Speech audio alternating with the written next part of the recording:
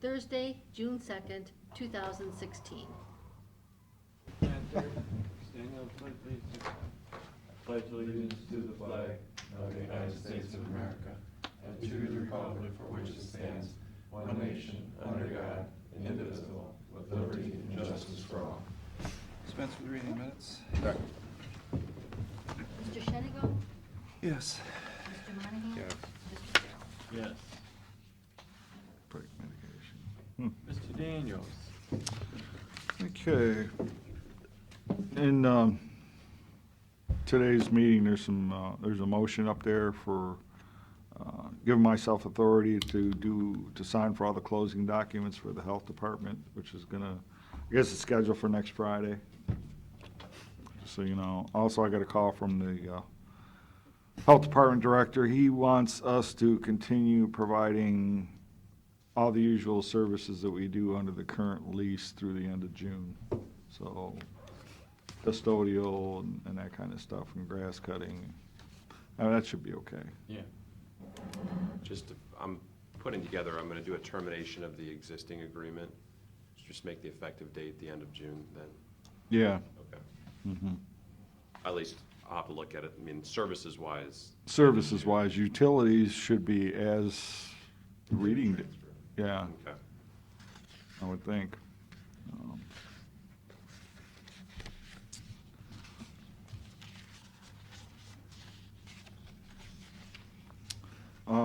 We had a meeting yesterday, update, construction progress on Bayview. So there's a change order up there. I think it's number 2 for underground utilities. It's about $53,000. For the majority of it is beyond the quantities that were bid. Of course, we asked about it, and we had heard there was there were going to be some probably deducts. And they said, yeah, more than likely, but they want to wait till the end of the project to see where those other quantities land. But they did give us an update on where on some of the pretty obvious items where they think they're going to, use a lot less. So I'll just give you some numbers here. They're about 55% complete with in their part of the project. They had 2,725 square feet of sidewalk replaced. They've only used 536. Again, there's basically no sidewalks over there. So there's quite a bit of savings they could have there. Storm sewer replacement, there was 6,880 lineal feet in the contract. They've only used 1,355. Water line replacements. Stop. Yeah. What'd you just say? Repeat that? Storm sewer replacement. Yeah. Okay. They had 6,880 lineal feet in the contract. That was the engineer's estimate. Yes. Okay. They've used 1,355. Something's wrong there, obviously. I mean, either the engineer whiffed by 75%. Oh, Something's not right there, Pete. okay. There's no way, I'd call Pogemeyer and say, how is this even remotely possible? Mm-hmm. That's too much. These lineals are put in place for, a couple percent one way or the other, not that much. Well, are these estimates from underground at this point? Yeah. Ballpark estimates? Yeah. These are all ballpark estimates. Find out when it gets closer to the. Right. Water line replacements, 1,050 feet. They've used 105. That one's possible because maybe the water lines weren't bad, Yeah. but you can't eliminate that much storm sewer. Something's not gonna drain right, Pete? Yeah, the manhole drops they had 342 vertical feet, and they've only done 24 vertical feet to date. Another one, they didn't list here. I mean, I got an email, I'll pass this around to you from Pogemeyer. Well, one thing they did talk about was redoing the roads when they're all done, the asphalt. They said they purposely went high on that. 'Cause you just never know what you get into with that. Sure. So, there's some possible deducts when we get done. So what's the change order for the 50,000 for extra? Usually what I do is I wait till the end and do all the extras and the deducts Mm-hmm. Till the It's engine- up there. in resolution or, No, there's just a change order document, and it's got the details attached with it.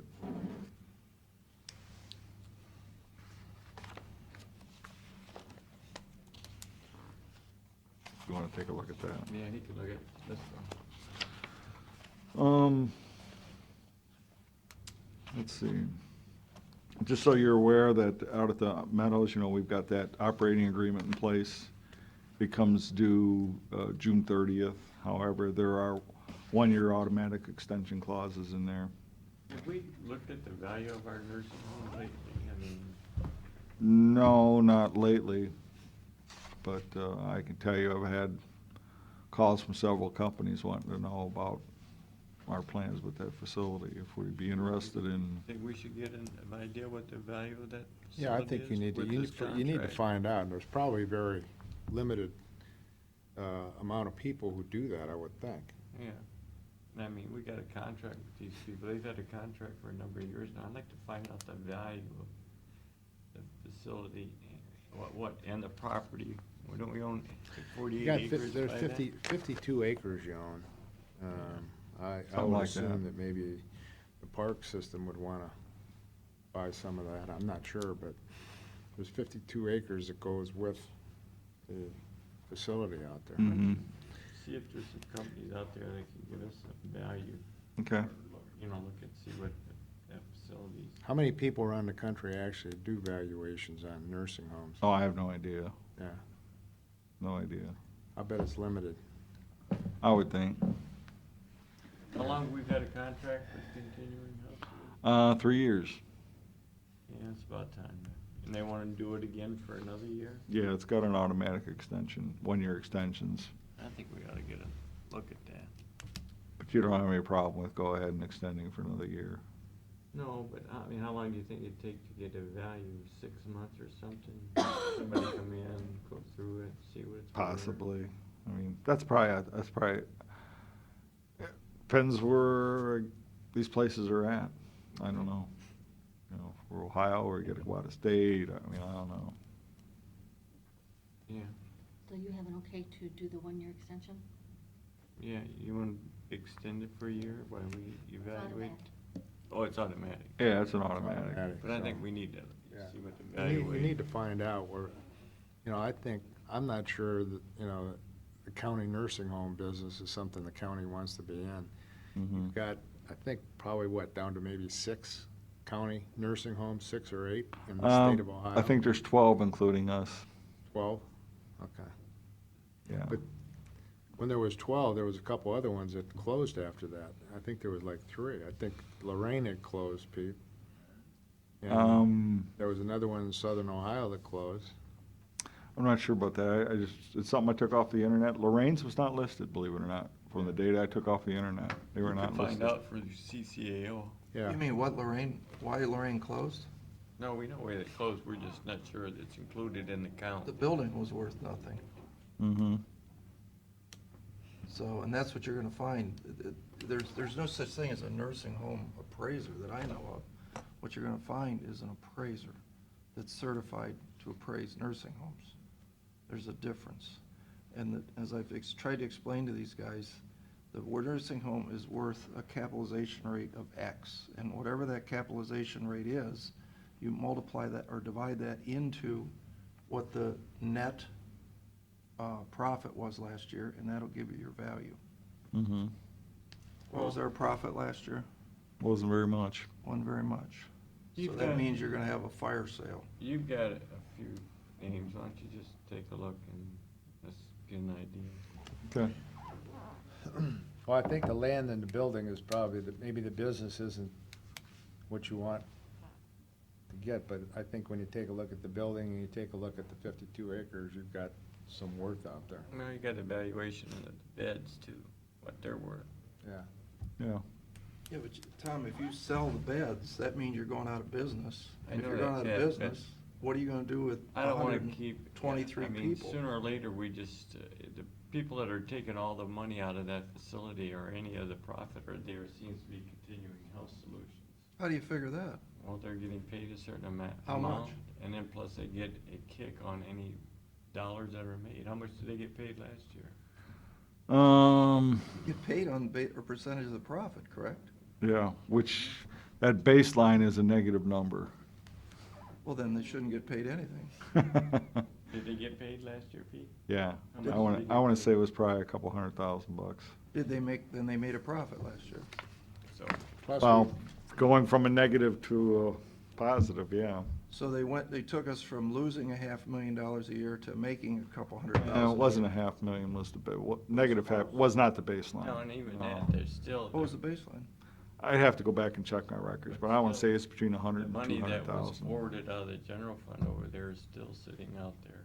Yeah. So, I mean, at least we've learned that it takes a professional company like them To to run run it. this place. I mean, And you know, there's the other thing I think, no issue about that in my mind. I think what we need to remember, more importantly than selling it for a value, is we've got 123, a lot of them being Medicaid patients, which are people that can't necessarily get taken in at the other nursing homes.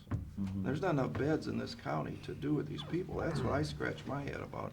How do you close something like that, and where are you gonna put all these people? we understand all that. I mean, my father was there. I know, when I was there when it was 160 beds. Thing of it is I don't think it's a bad idea in today's world to see the value of the facility. Mhm.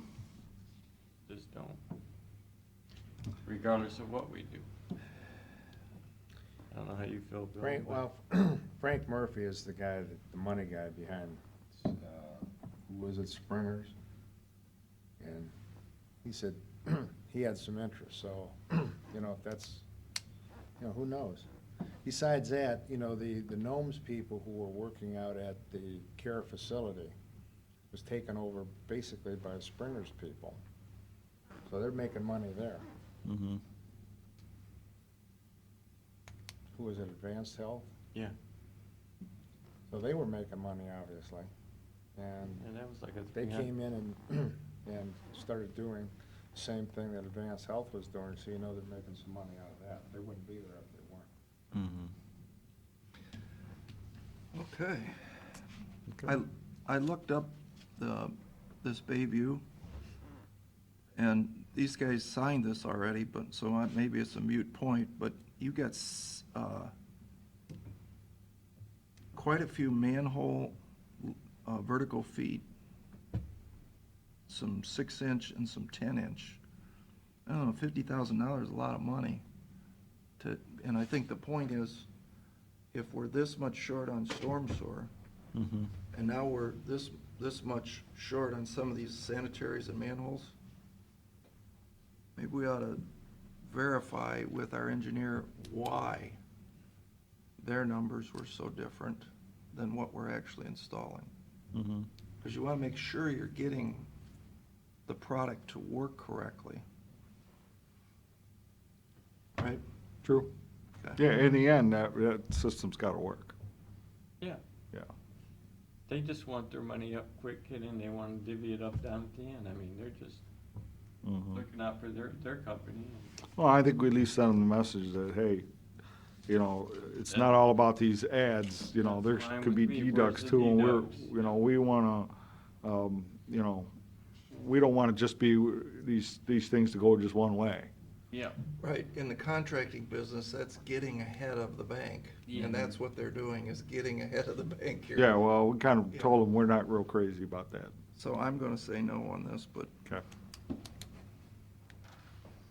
What else you got, Pete? that's it. Well, before, where you go, last week, we had this issue in regards to Commissioner and Pat owning property and leasing it to Lake Erie Shores and Islands, and then there was an issue. I talked to Kevin last week. He thinks there is an issue that should be sent to, I don't know, the Ethics Commission. yeah, you won't have to worry, because I already did. Oh, that's great. Then we'll find out what their, Yeah.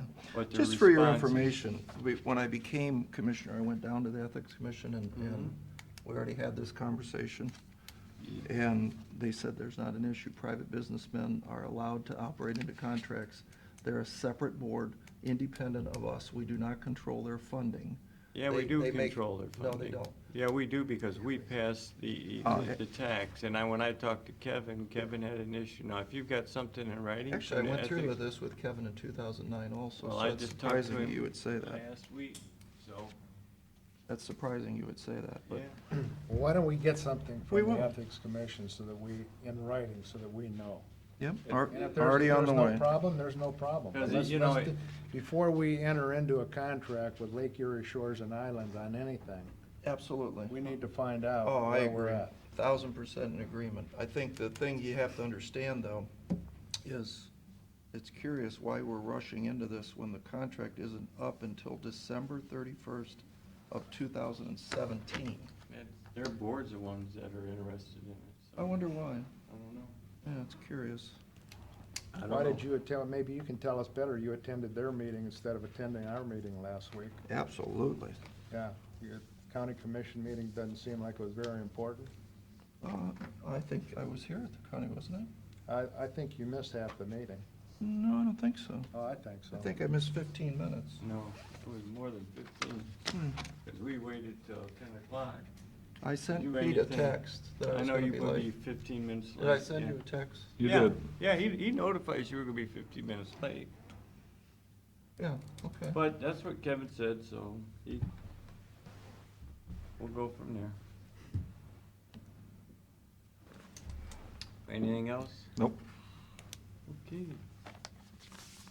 I might not have any bid openings for the turnpike mitigation. What's that about, Matt? Any idea? Why we might not have any? No, what is the turnpike mitigation? We got a grant from the Turnpike Mitigation Fund through ODOT, and we're using it to resurface some of our local road approaches to the Ohio Turnpike overpasses. So there's some resurfacing work on Joppa Road leading up to the Turnpike overpass and also Patrick Road. And we bundled ours together with Berlin Township. They had applied for grant funding too, and they got some, so they're doing one of their roads. Actually, they got some last year, which they've already done, and they got another grant for this year. So they're doing resurfacing and little pavement work on one of their overpasses, and then some guardrail replacement, another one, so. I think part of that came about because Sandusky County actually filed suit against the Turnpike because they were not helping them with their overpasses, and it was costing Sandusky County a lot of money, and I think the settlement came about, and I think this is probably part of it. That might be Yeah. part of it, but, yeah, it's plus and minus. I mean, we're happy to get money for it, but in a sense, we're kind of doing the Turnpike's job for them, maintaining some of this sort of thing, so. You want to open the bid? Or do you want me to do it? I'll let you do it.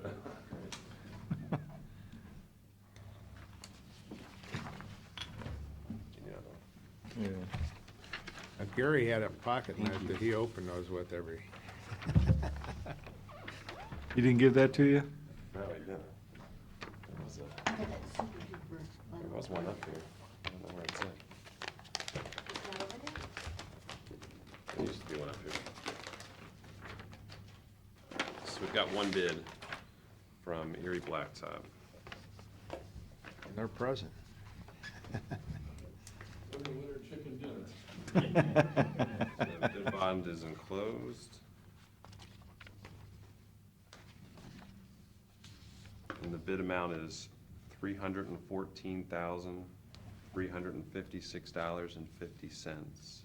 314-356-50 cents. Yeah, you heard the bid, what's your pleasure?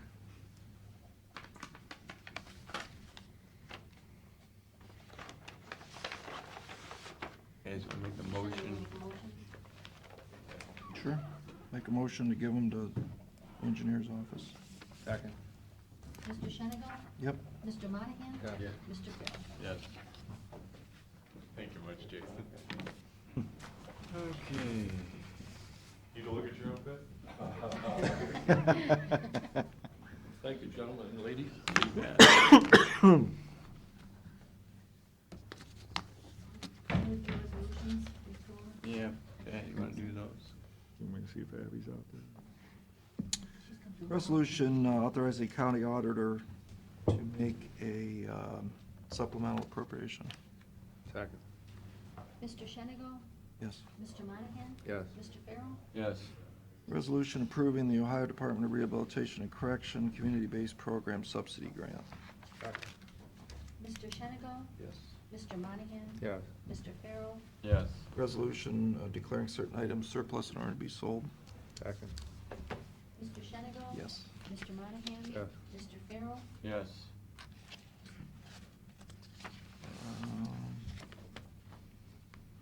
Resolution entering into an agreement with Crimus and Company. You guys sign What's that for? Strickfadden Park, ADA. What is it? Strickfadden Park, it's our CDBG project. Okay, second.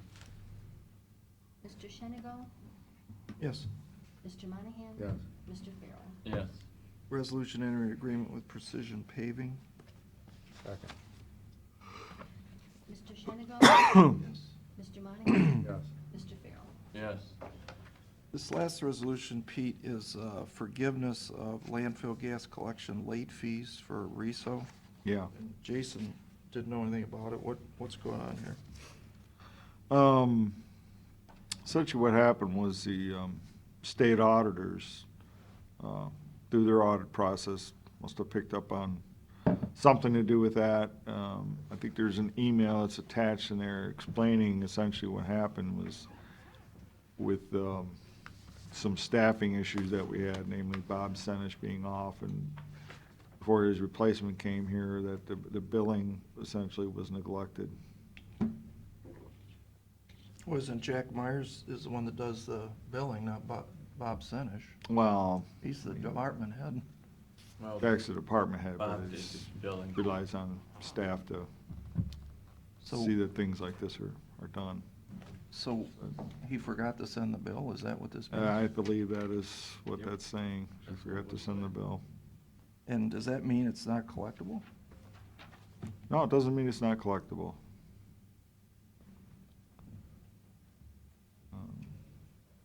I would think, but, Oh, yeah, I would, it's an amount they incur, we just didn't send an invoice for it? right. Yeah, there was a Can we, period. can we send them an invoice now, or? Well, we did, and they paid, but, This is the. but there's no interest. It's the interest on, in other words, essentially late payments. Late payment fee? Yeah. Oh, I see. Similar to like a 1.5%. real estate tax, yeah. Yeah, or not paying your water and sewer bill on time. I got you. I thought there's a law. Paying your though. landfill bills on time. Aren't they, isn't the person that pays the bill, like if Ohio Edison doesn't send me a bill, I still have to pay the bill. And I think I have to pay the late fees. I mean, I know like in our real estate tax bills, it's the same. I mean, yeah, if you don't get a bill, or if you give the wrong tax mailing address, you have to, you still have an obligation to pay it, but there is also a process that statute lays out in those situations where interest can be removed from payment as well, so. And the board certainly has the authority to do that here. Mhm. Yes. We talked about this in our meeting a week or so ago. Not with them, but that the bill wasn't sent Mhm. because of Mr.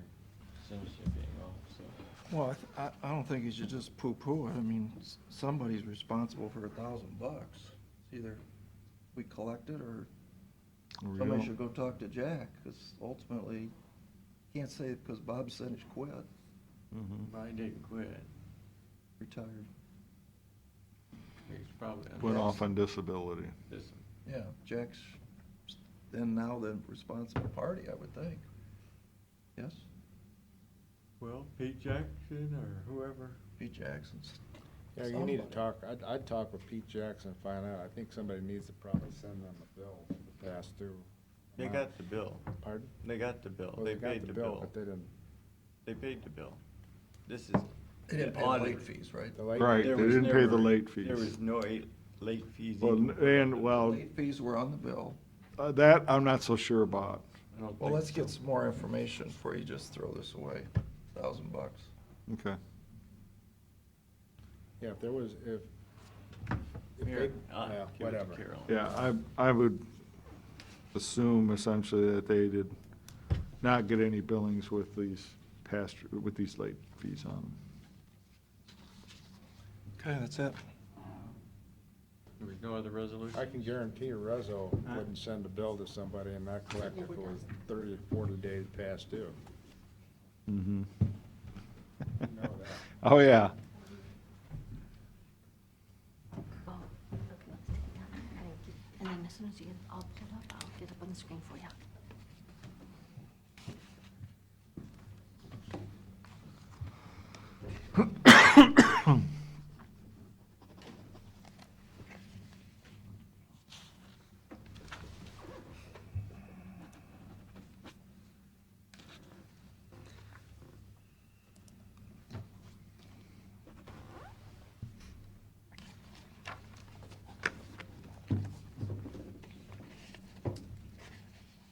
I have it.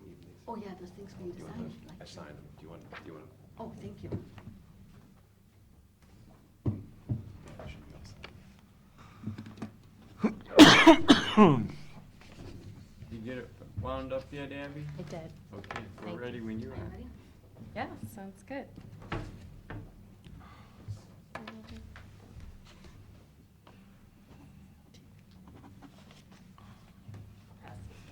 Handouts.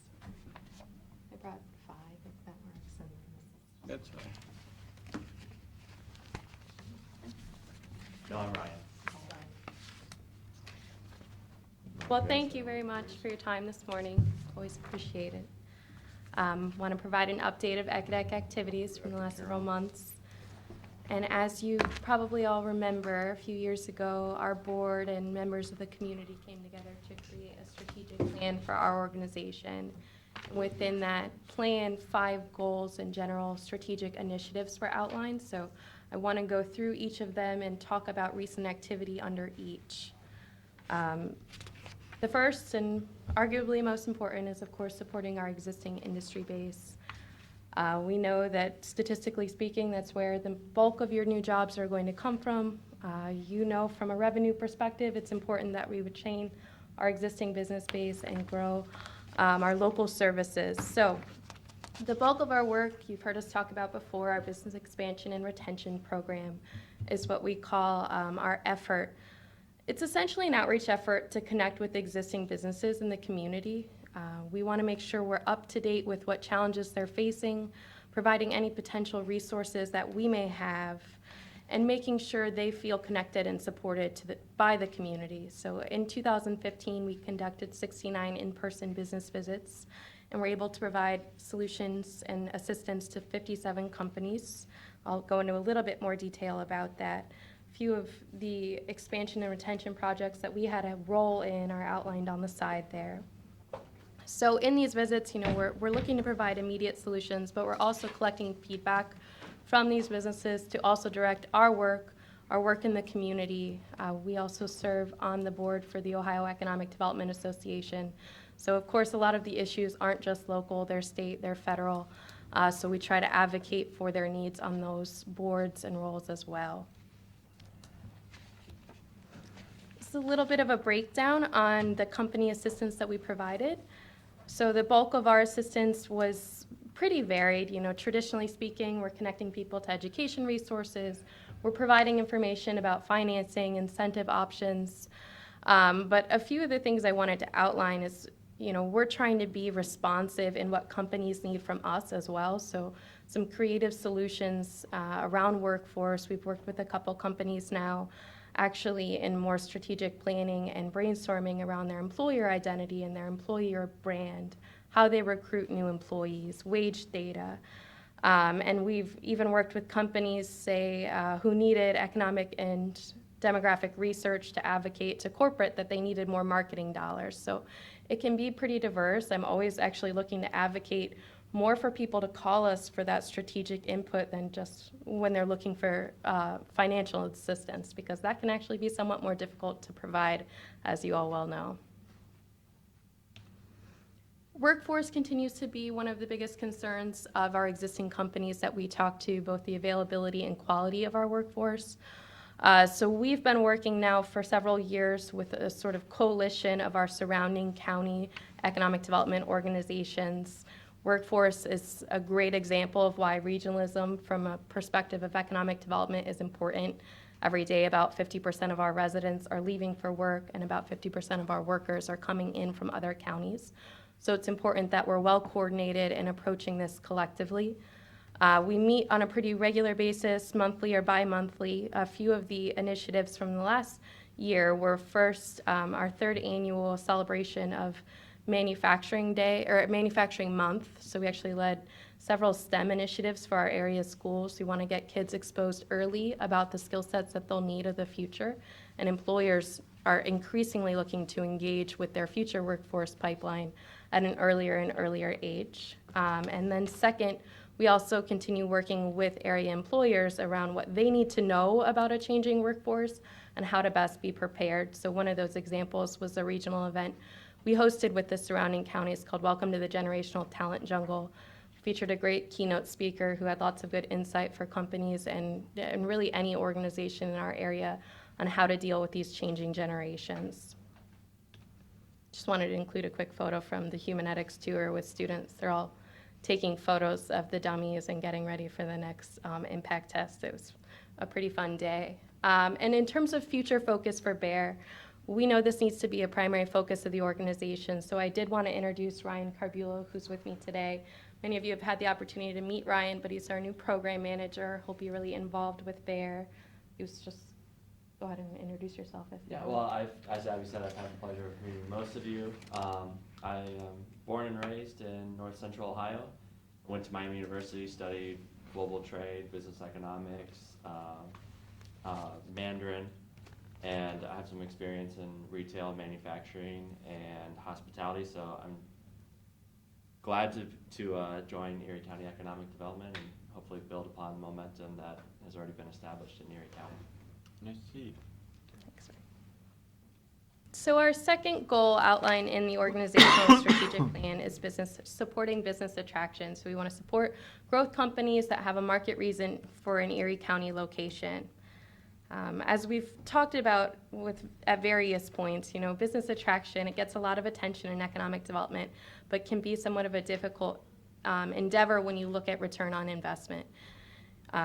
For an example, I was looking at some statistics about how competitive business attraction is becoming as a field, and they estimate that in the 1990s, there was one firm looking to relocate for every 500 firms in the United States, and now they look at those numbers and they estimate there's every one firm looking to relocate for every 1,300 firms in the United States. So we have to be very strategic in how we go about reaching new companies.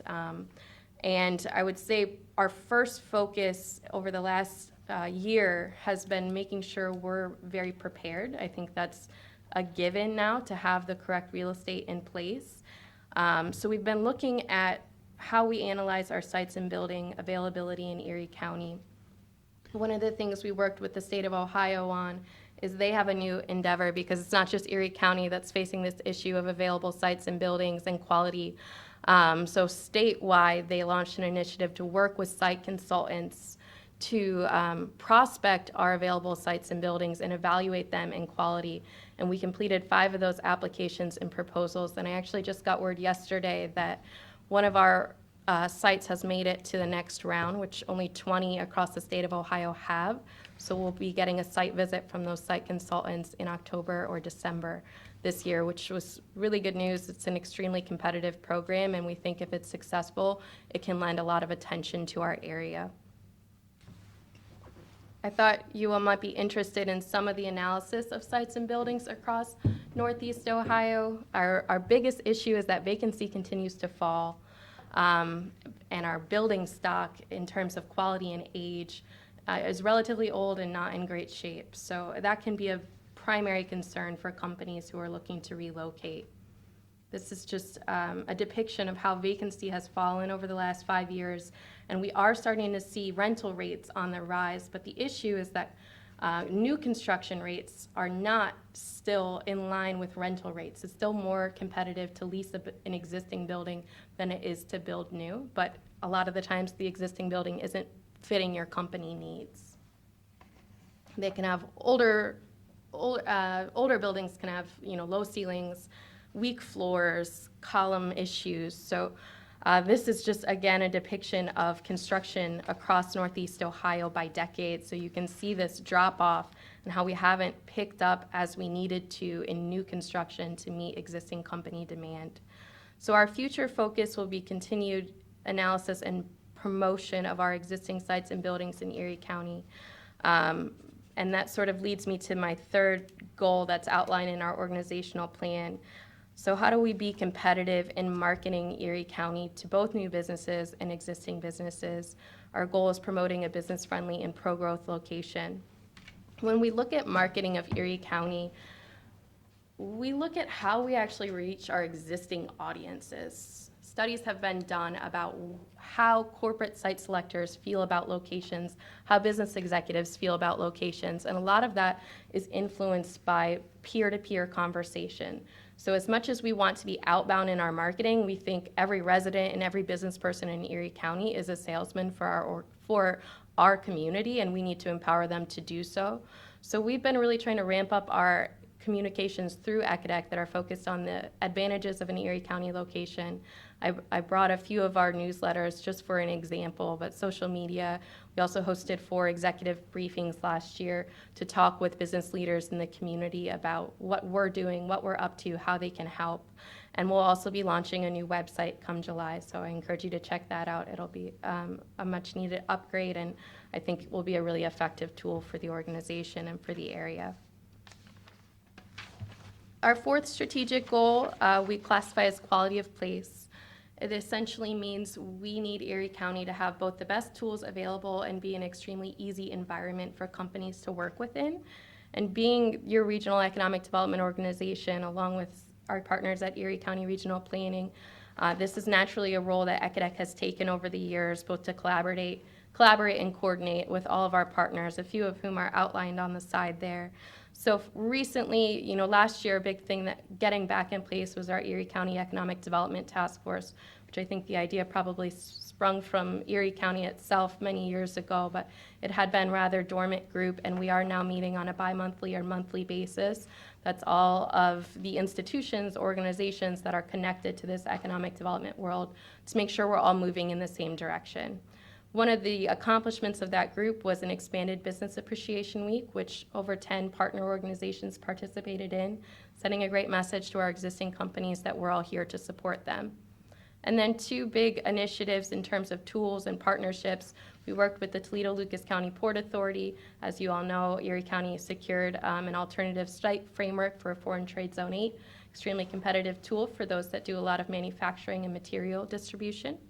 And then the second, we're starting in the city of Sandusky, but it fully intend to expand to the rest of Erie County. It's called an Energy Special Improvement District, which provides low-interest financing to companies that need to renovate their buildings.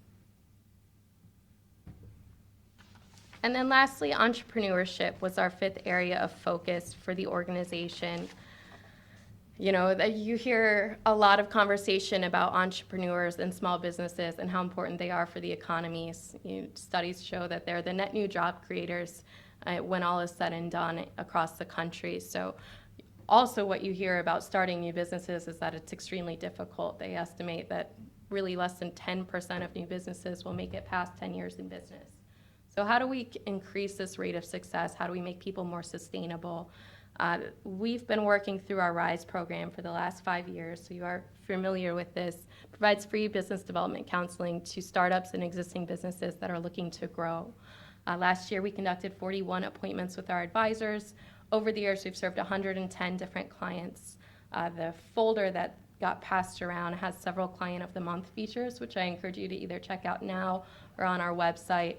It's a good profile of who we're meeting with, what they're doing, what they're up to, and some really creative stuff.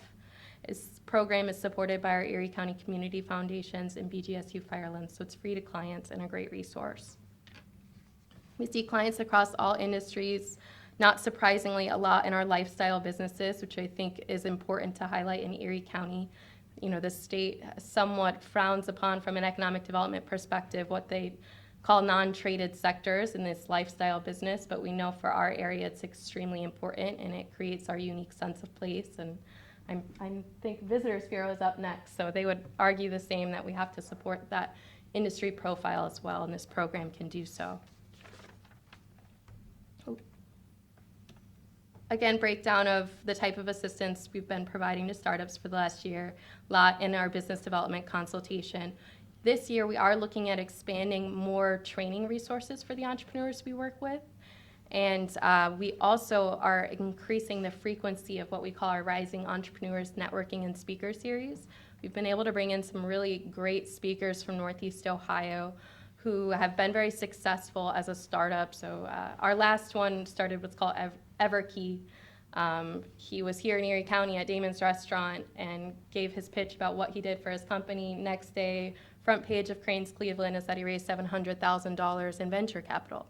So these speakers that we're pulling in have all been really creative, very successful, and are great for people to hear from here, regardless of the route they go in starting their business. There's always a takeaway speaker. And I think you probably saw these slides at our annual meeting recently, but I wanted to include them again. According to EMS, which is an economic statistical modeling system, projected job growth for Erie County continuous over the years, so that's good news. Some sampling of companies that expanded in the last year in Erie County. And altogether, when we calculated things, that's $15 million in capital investment in facilities alone. So it doesn't include machinery and equipment, doesn't look at leased space that gets opened up. So I think that number can be much higher if you look at other factors, and we're excited by the momentum. That's all I have for you for reporting. Any questions for me? We, of course, want to thank you for your continued support of the organization and everything you're doing in Erie County. Yeah, we've got for Flexingate, which is out the old Ford plant, they Yeah. now have about 1,900 employees. Yeah.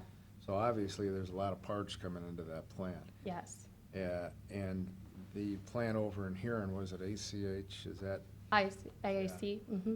I mean, there's gotta be some tier 1, 2, 3 suppliers that are coming in there. Have we ever taken a look at those suppliers to see if maybe they wouldn't be better off locating in this area and save themselves a lot of freight?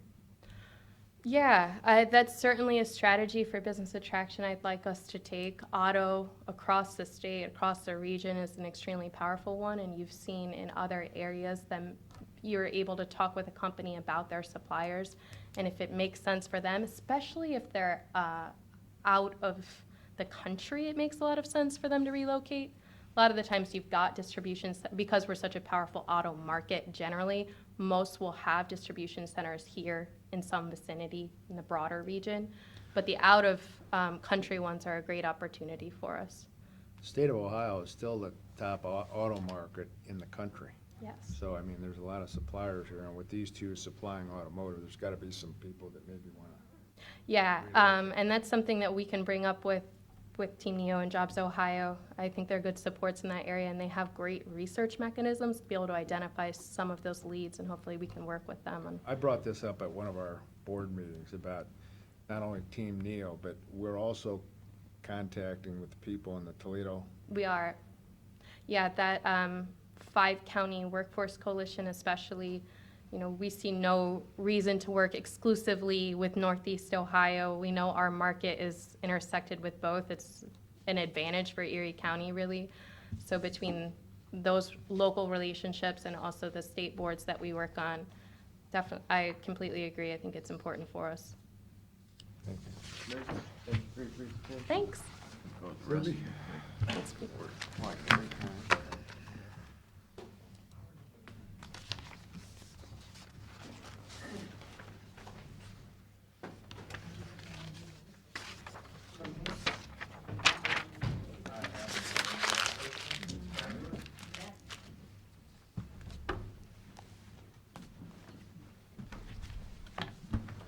Larry, how you doing? I'm good. Good. I have 5 of these. We can share. Can you look off of one maybe? Yeah. Morning. Larry? How are you? Great. You? Thank you. You? Morning. Buddy. How are you doing? Good, how are you? Thank you.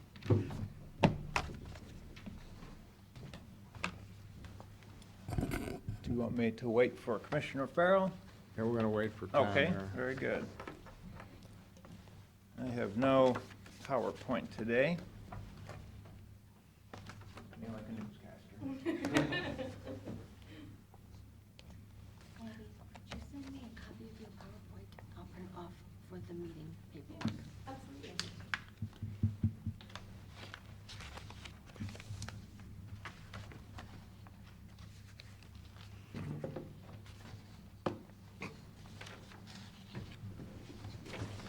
Oh, good morning. Hi, Larry, how are you doing? I'm well, thank you.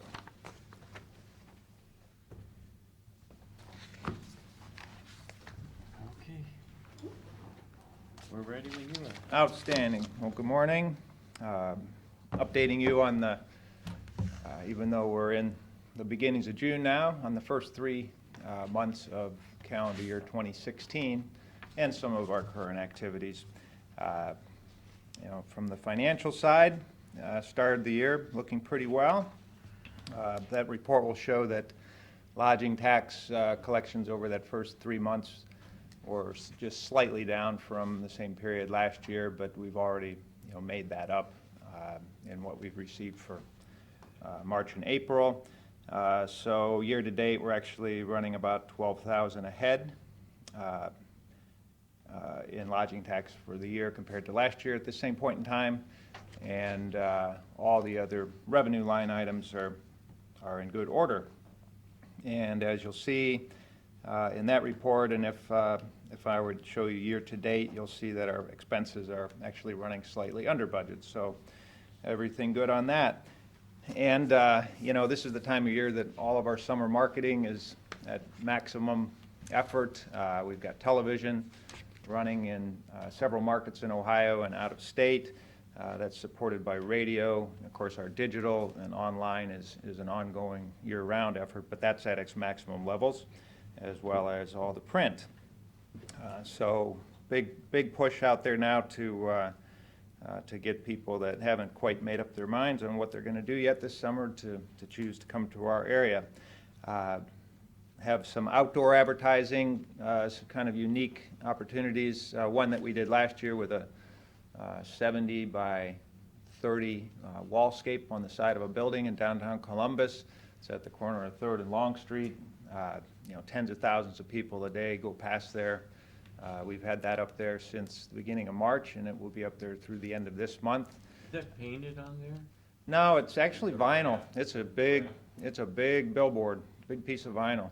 There's a company down there called Orange Barrel, and they put these things on buildings all over Columbus. In fact, the company that manufactures the posters actually took an abandoned building site that's visible from most of the windows in downtown Columbus, and they bought that site and they put up a building for their office, but it's, you know, extremely tall, so they could put a big banner on the side of their building. You can see it from downtown Columbus. So, and those, when you take a look at the number of impressions, number of people going by there for the cost, it's pretty low. It's very affordable. It's very good value. In downtown Cleveland right now, just in time for the NBA playoffs and the Indians and the RNC, we've got 6 digital billboards. So think of this new one that Perkins just put up. It's that type of billboard that rotates through different ads, and we have 6 locations in downtown Cleveland that are putting Shores and Islands messages up. So that's, and one of them happens to be as you're coming out of downtown along the road that goes past Jacobs Field, goes past the Q, and then gets on to 90 there, going west. It's right there, so all that traffic that's coming out of the games and everything is going right by that board. Is that the billboard by Outback Plaza? Is that what the billboard you're talking about? Yeah, it's on the right-hand side, kind of on the edge of the drop-off. What, does Hart advertising on that, or Perkins Town? Oh, I was I'm talking about the one in Cleveland. Are you talking the one up here? Yeah, That's Perkins. That's Hart. okay. That's Hart. All right. But I, When you and said I think there's Perkins some deal Township, I with was Perkins thinking- on how it was put together, because I think it's gonna say, welcome to Perkins Township, but, and they've been pitching us to put something on there too, so we'll see. It's live this morning. I saw it. Where's it Yeah, it's right there by the Outback Plaza as you drive But you're in. talking about in I'm Cleveland. I'm talking about now. downtown Cleveland, a similar type of board. Right. That digital board that rotates through different ads. So we're on there Same type. for about 10 seconds, rotating out with 6 other companies presently. And then, you know, some other interesting things that came up this year with these rental bikes in downtown Sandusky. You know, we can sponsor, put a little ad on that. People from out of town can hop on a bike, they see our sign. So things like that don't cost much, gets us into a new audience, I think. Group sales efforts, also running at a very high level, along with our leisure marketing efforts. The Ohio Society of Association Executives, in particular, they'll be having their annual conference in Kalahari in late July. This will bring more than 200 meeting professionals to the region, and we're a major sponsor of that. So these are folks that will, even though their conferences at Kalahari, they'll be getting out to experience many things in the region. And those people all have the opportunity, you know, they're at their conference, but they have the opportunity for their own organizations that they represent to bring more business back to our region. So it's good to have that kind of group here. We took a sales mission up to Detroit in late April with our group sales team. So this is a good example of how we collaborate with local businesses. So we did all the work to set this up, get appointments with tour operators. So these are motor coach tour operators or meeting planners or event planners. And we had partners with us that included Miller Boat Line, the Jet Express, Cedar Point, Liberty Aviation Museum, Sawmill Creek, Island Transportation, which is a company that runs the tour trains over on Put in Bay, Lakeside, and Good Time Cruises. So representatives from all those companies went with us to have the opportunity to showcase this region to that audience. RNC work continues. Of course, the digital boards I just mentioned, but we have our messages in a lot of places in Cleveland to reach that audience. We've been doing a lot of outreach, public relations-wise, to get to that audience that will be here next month, and also to all the media that will be in Cleveland. The entire California delegation is staying at Kalahari. Kalahari sales staff reached out to us a couple weeks ago because their leadership, the delegation leadership, was in town for a site visit, and we were part of a tour of the region for those folks to go back and tell their delegates, hey, but you know, when you get some downtime, you ought to go here and you got to check out this place and go there. So Looks like you're working with the, Destination Cleveland predominantly? yeah, we actually have a PR firm that we hired on a project basis. One of the principals of the PR firm is on the host committee and works with Destination Cleveland. So yeah, they are a big partner of ours in this effort. If you go to the Destination Cleveland website, this is cle.com. In 2 places on their website, you'll see ads for Lake Erie Shores and Islands that rotate through. So good partners with Cleveland. on that. Lion's share of the RNC, you're working with Destination. Are you working with the Greater Cleveland Partnership on any of that? Not directly. I mean, the Visitors Bureau, the Cleveland Visitors Bureau is really taking the lead on all the promotion for this. In fact, Dave Gilbert is, I believe, heading up the committee for the RNC, and so we're working with his people, and yeah. But I'm sure they're working with the partnership. So at the same time that we are working on all of this 2016 marketing, we're looking ahead to next year already. Our agency recently helped us conduct some focus groups. We went to Columbus for a night, went to Pittsburgh for a night, talked to people. This is actually a company that recruits people that are in different age groups. Some have visited our region, some haven't. You put them in a room. A number of us on from the staff, the agency, and the marketing committee were on the other side of the mirror, and we're able to see and hear, what these folks think about our area, whether they've seen our ads, what motivates them to travel. We had 2 audiences that were specifically in the millennial age group, so the 20s and early 30s, because that's our next audience here, so we need to start to reach them now. So we learned a lot there that can be put into next year's marketing plan, which we're designing now. Joan Van Offeren and I went down to Columbus about a month, or middle of May, I guess. This is the Ohio Convention and Visitors Bureau Association's annual legislative day. People from across the state, we fan out across the Capitol and talk to our legislators about, certainly local issues, but normally specific, industry issues. And this year we were talking about tourism funding for Ohio, the need to provide a secure funding source for Tourism Ohio. And then the other big issue that impacts all of us here is the online booking, online hotel booking companies. The industry as a whole, the lodging community, they would like there to be tax parity with these online travel companies. So for example, if I call and book a room at the Comfort Inn down here myself, and let's just say for sake of discussion it's $100, I'll pay $100, plus I'll pay the county lodging tax, a city lodging tax, a sales tax, and the hotel owner will pay the taxes back based on that full $100 room rate. If I book it through TripAdvisor or Expedia or something like that, Expedia has worked out a deal with a hotel where they will sell that room for, say, they'll give them back $90 on their $100 room, so they'll keep that $10 as a fee. They'll remit the taxes that the hotel owes only on $90. They won't remit the taxes based on the total amount of the room. So the hotels are saying, hey, how come we're taxed on the full price of the room, but the online travel companies get to keep this fee and don't have to pay any taxes on it. So this is being debated across the country. There are I think there are 34 states now that have some type of effort to get this tax parity. Because if you add it up times all the room nights in Erie County, for example, it also cuts into the amount of lodging tax that's coming back to the county, the amount of sales tax that's coming back to the county from everybody that doesn't book with the hotels. So the other message I always have for people is, if you're booking a trip somewhere, book through the hotels. You're going to probably end up spending the same or less, and you're keeping all of the tax dollars in the community where that hotel is located. So we talked about that with them.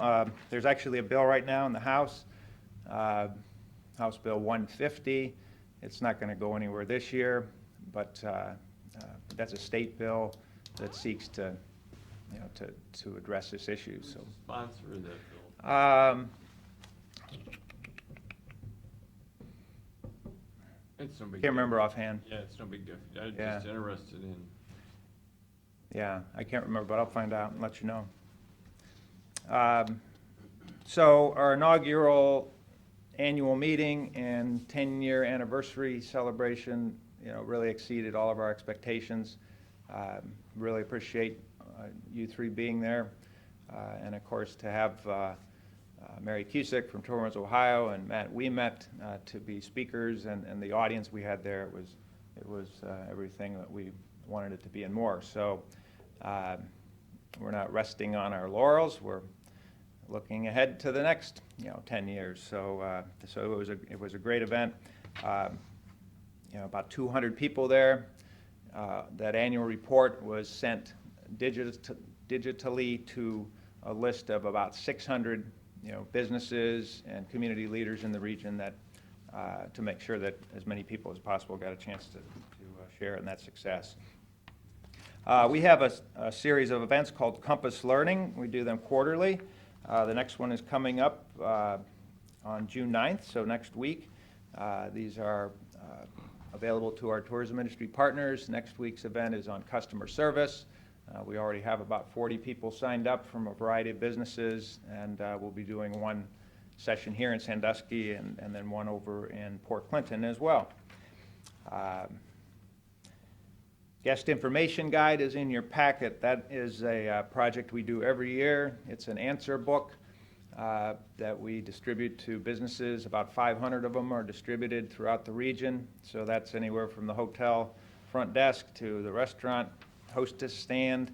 And that is an answer book that seeks to be able to address anything a visitor might ask. So I put a copy of that in there for you. I also put in your packet a sheet that is the early season prediction for the algal bloom for this year. You know, there are researchers that are able to look at the load of phosphorus in the lake and make projections.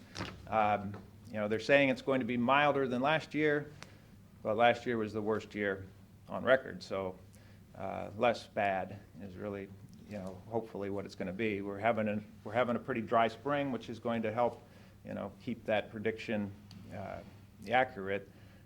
If it starts to rain between now and the end of June, then that'll change things. In about the second week of July, I'll be going to a press conference at Ohio Sea Grant out on Gibraltar Island. That's when they do their prediction based on having the full amount of data on the load.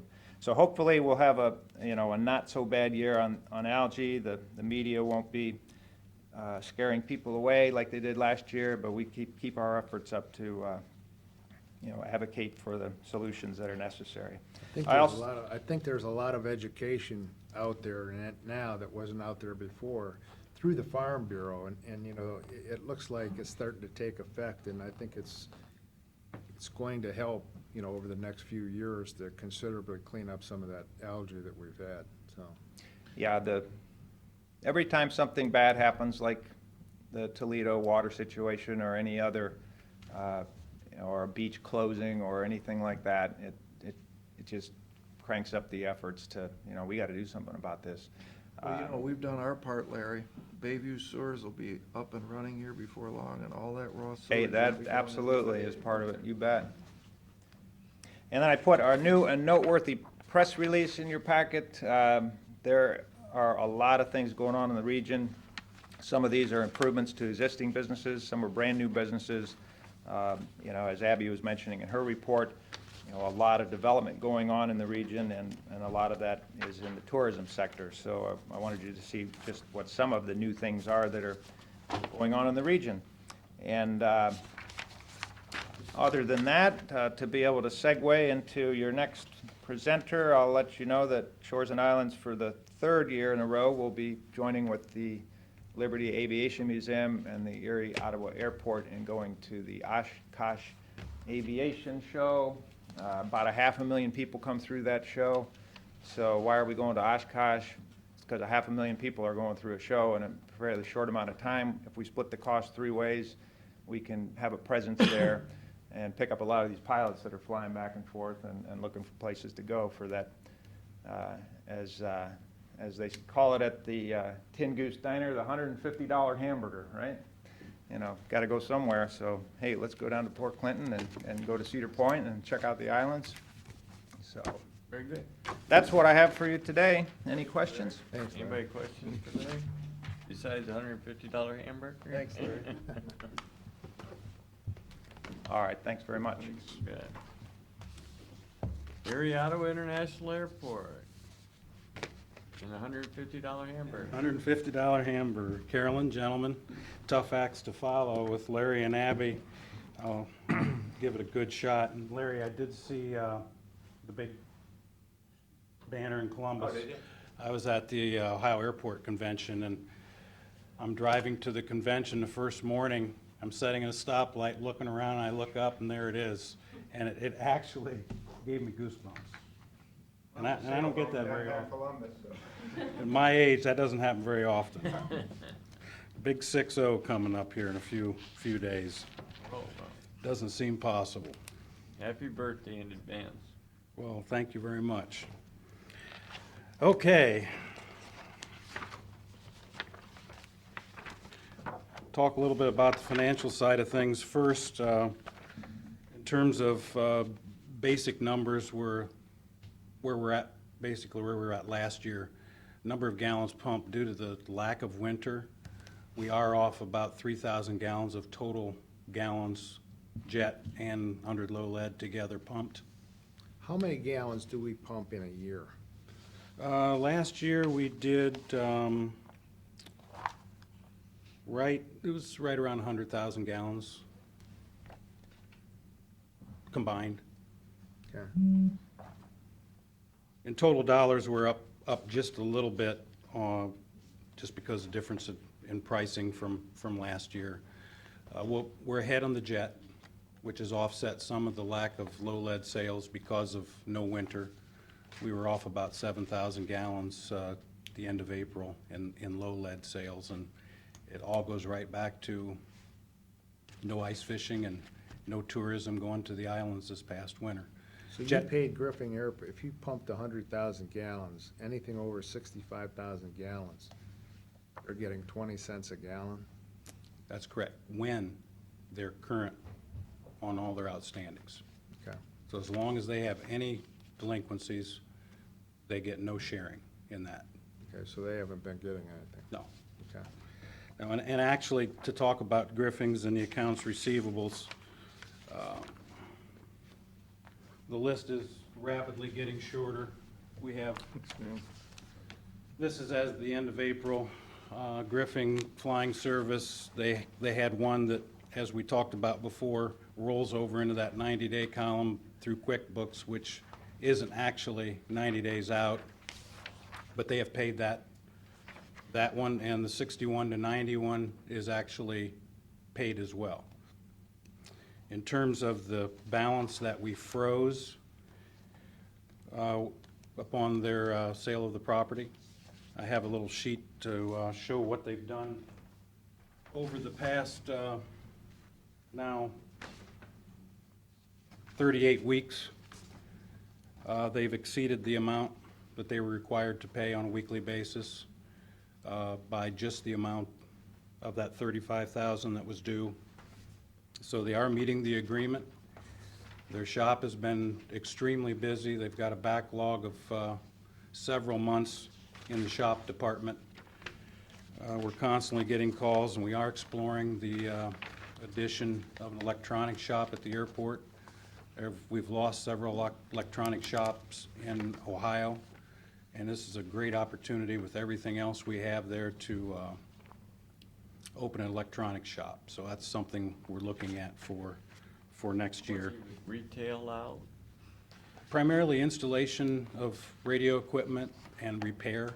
There's just no place close that the general aviation crowd can go to. Jet traffic, there's the professionals that deal with strictly that business, but nothing for general aviation that's close.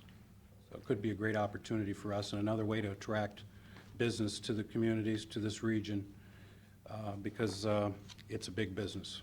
It really is a big business.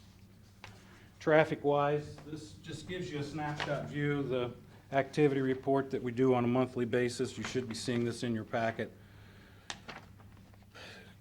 Simply put, we're fairly static compared to last year. Surprisingly so, the general aviation side, with the weather we've had in April especially and March, there weren't a lot of good flying days for the single-engine general aviation crowd. But we're holding our own, only down a few planes in the year-to-date numbers. And at the bottom, the combined fuel sales shows you where we're at in that category, which I just mentioned a few minutes ago. We're off a little bit on low lead. We're up a little bit on the jet, and the net analysis is we're down just a little bit in gallons pumped, but with the summer season coming up, I'm sure we'll make that up. Could you add another column in here that shows our people coming through customs? Sure. Yep, we sure can. Yeah. I've been after them to give us a monthly report on the traffic flows, like we got late last year for the entire year, and it's been slow forthcoming. But part of that is they're in transition mode. It shouldn't be hard, all you do is plug it in and Yep. put it on this sheet. That'd be great. And we do generally track every airplane that comes to the airport. When I say generally, if we've got 3 airplanes needing fuel and there's only 2 of us there at that particular moment, we may miss a few, but the Canadian traffic is up dramatically. We're getting the word is just getting out, basically. Well, I still have, and the reason I bring it up, I still have a hard time with the customs people. Where are they at, in Chicago, or is it Detroit? Chicago. Chicago, making us build $1 million facility, and basically that's what it looks like it could end up being. And they have a $21 million facility right across the street. I think there is 100% concurrence on what you just said, that it's crazy. But the good news is, 6 o'clock last night, I found out that we had been denied before that there would be no FAA funding for a customs building. They've changed their stance just a bit, and it looks like we will be able to get a portion of that building paid for through an FAA grant. Great. We don't know all the details yet. Wasn't the bids a lot higher than the estimate? How high? The estimate was 750-some thousand. The bids came back at just under $1 million, anywhere from 800 to $1 million. So they were about, on average, 27% over the architect engineer's estimate. That's a $700 toothbrush. Yes. Build $1 million building and you got a $21 million building. Same thing, right across the street. And the trailer they've been operating out of for the last 2 years has worked just fine. There's not been any complaints from any of the users or from any of the customs officials I've talked to, other than it does not meet their standard. But I don't know what else to do with it. See, it's not your fault. Yeah. Okay, we got Bluegrass Jam coming up in June, late June, June 25th. The alcohol permit is in Columbus's hands. We'll have that back shortly, just so you guys are aware, there will be alcohol served. I thought that might be an enticement to get you there. We always have a good time, usually about 300 to 400 folks show up. Junior Pilot Camp, again, we're having 3 weeks of Junior Pilot Camp. We have, the first week is about full. Second week is about full. Third week we have room. Please spread the word. This is our 3rd year, and it has been a good thing for our youngsters in the community. It has, in general, promoted aviation, and we've received a lot of positive feedback.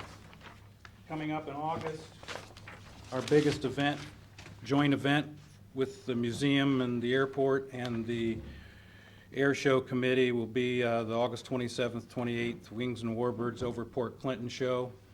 It's bigger and better this year than it ever has been. This will be our biggest year to date.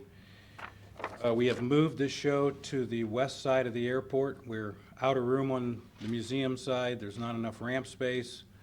So we have moved to basically take over the entire airport for those 2 days. We still will have traffic coming in and out on a restricted basis.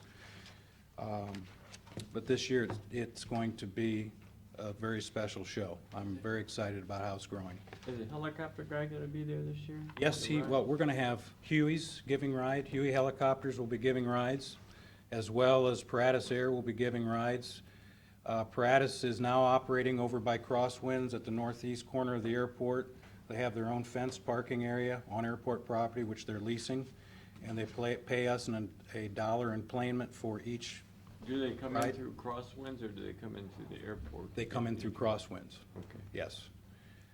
They now have 3 helicopters giving rides based at our airport, as well as a trainer. The Register did an article on the flight instruction several months ago, and now they have several students taking flight instruction, with several more on the waiting list. What happens, you know, I know where the pad is, right there next to Crosswind, and it's not that far from our pad coming in.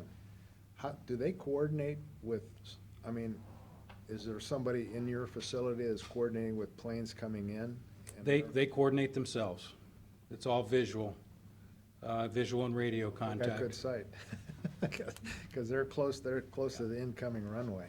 Yeah, there were some that had concerns about, I had concerns about it, but the FAA, it meets the guidelines, And we have applied through the FAA to actually have a helicopter designated pad at the airport, which we've never had, which will also have instrument procedures to go to that pad. So once we get to that point, which we will, it just Down takes in the time. front. In the front and over by Crosswinds. Okay, so you'll have two different spots. Okay. We get a lot of helicopter traffic. There's several big helicopter operators out of Detroit that fly to Cleveland and Pittsburgh that always stop in and get jet fuel from us and stop for lunch. So we need that designated spot, because when the big boys, those big helicopters come in, they move a lot of air. It's amazing how much air they move on the ramp. And some of the fixed wing guys and gals get just a little nervous with the helicopters. It's two You get some of those distinct groups. big guys could almost tip over one of those small planes. It has happened. Not here, but it has happened at other airports. So we're doing everything we can to make it safe, but at the same time, make it available for everybody to play and do business at our airport. Construction-wise, we have an 80 by 125 hangar going up starting sometime around the 1st of July. Eagles Nest is storage condos, is working on the non-aeronautical. They're planning to do site work for some additional buildings this fall. And we have several private folks looking at putting up additional, the 50 by 50 or 60 by 70 type hangars for private use. The 80 by 125 will be on the west side of the airport, just north of the latest two hangars that went up last year. We're going through an audit right now, and I met with the audit people last week, and if you recall, the last couple of years, the audits have taken anywhere from 6 to 8 months. They're on their third or fourth week now, and telling us they'll probably be done next week. All feedback has been extremely positive, and it's nice to have them come in and out and everything goes smoothly, and it has. So we're very excited about that. Another news item worthy is we've been trying to get a flying club started at the airport for 4 years plus. May 1st it kicked off officially. We have 4 paid members, several others that will probably join in the next month or so. And the flying club has an airplane. In fact, this morning at 8 o'clock it was going out for a trip. So it's exciting time to see the flying club finally get off the ground. It's going to be a great way for folks in this area to get involved in aviation that may not have been able to afford to do so without a flying club. It is the least cost way to fly that I'm aware of, other than an inheritance. That's about the only other way that would be cheaper. And I think that's all I have. Thank you. Has the second hangar that the museum put up, is it functional now, or Oh, yeah. they got something in there? or- Yeah, it's open to tours. The B-25 is in it most of the time. The tri-motor under construction is in it now. The TBM Avenger, Charlie Cartledge's restored TBM is in there on display most of the time. And Tons and the PT boat is on the east side of the building, still under construction. He's got a lot of stuff in the back. You know, I drove back there the other day. The airport looks fantastic, by the way. And Thank you. It looks like he's got a lot coming up besides what he has inside, so. A gentleman that was a friend of Mr. Patrick's passed away about 2 months ago, and the family, and this guy had warehouses full of stuff. And the family asked Mr. Patrick to put it all in the museum. So all that stuff you see in the back, those are all vehicles. A couple of those vehicles are 1 or 2 only left in existence, a couple of the German vehicles. One is the only running one in existence, and another one he has is 1 of 2 left in existence. So it's some really neat stuff. Well, there's some old stuff back there. I couldn't believe it when I looked at it. I'm thinking, wow. Well, it looks great. Thank you. Thank you. Oh, one other thing, we tried grass retardant this spring. It costs us about $1,000 to $1,200 a week to mow the airport in fuel and equipment it costs. The labor's basically there anyway. But we tried a retardant that ODOT has been using on roadside as an experiment. And so far, the areas we've put it on have not been mowed in 3 weeks, and they look like a golf course. No. So it's really, really exciting, and we're looking at, it has to be done in the spring, so we won't be able to do the entire airport until next spring, but I think it's a way for us to save a few dollars for the airport and still keep it looking like a golf course, which is our goal. That's good. Good. Okay. Thank you much. Thanks, Dan. Okay, is there any public comment in regards to the agenda items? Okay, then we need a motion to go into executive session regarding litigation. So moved. Second. Mr. Shenigal? Yep. Mr. Monahan? Yeah. Mr. Farrell? Yes. All right, I'll go back in and say one more time, I think if they want to build an indoor facility, and I think it would be beneficial for the residents of Erie County. I mean, I'm sure that that facility wouldn't be used exclusively or during the week. I'm sure some of the, schools, college, whatever, could be using that also during the week, for some of their facilities. But I would like to have the county pick up $10,000 of the study that they want to do with Lake Erie Shores and Islands and Cedar Fair. Want to pick up the rest? How much is the study? I wasn't given a Well, figure. they estimated that the study was going to cost somewhere between 45 and 50. I'm just talking off the top of my head from what I saw. I thought it was 35. Pardon? Thought it was 35,000. Maybe it is.